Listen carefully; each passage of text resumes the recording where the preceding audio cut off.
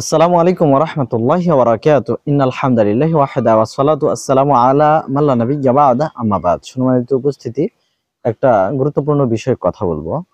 ইউসুফ আলাইহিস সালামকে আমরা জানি আজিজে মিশরের স্ত্রী, অর্থাৎ মিশরের সেই খাদ্যমন্ত্রীর স্ত্রী, আজিজের স্ত্রী প্রস্তাব দিয়েছিল।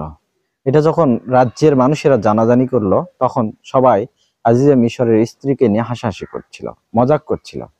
আজিজে মিশরের স্ত্রী চিন্তা করলো যে আমাকে নিয়ে তোমরা হাসি করছো, আসো তোমাদেরকে আমি একটু মজা বোঝাই।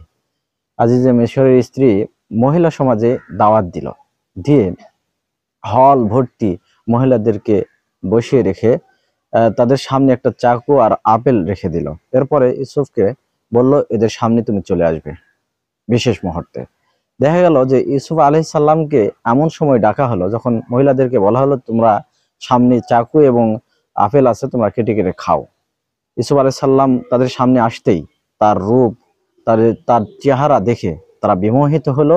তারা আপেল কাটতে গিয়ে হাত কেটে ফেললো। সম্মানিত উপস্থিতি, এরপরে প্রমাণ হলো আজিজে মিশর এর স্ত্রী ইউসুফ আলাইহিস সালামকে দেখে যে মুগ্ধ হয়েছিল, এটা এমনিতেই নয়।